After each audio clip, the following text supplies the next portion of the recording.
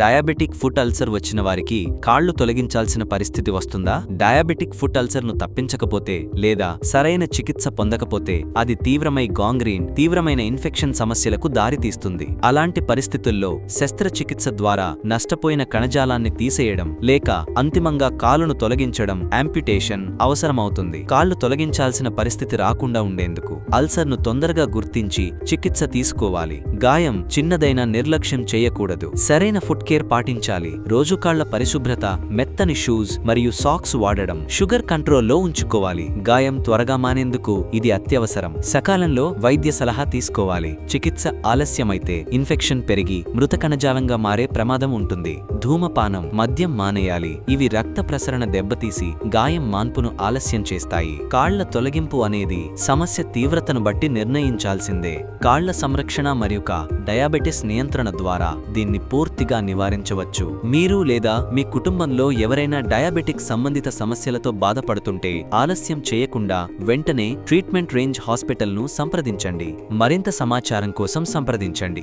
9888193334 KPHB Hyderabad.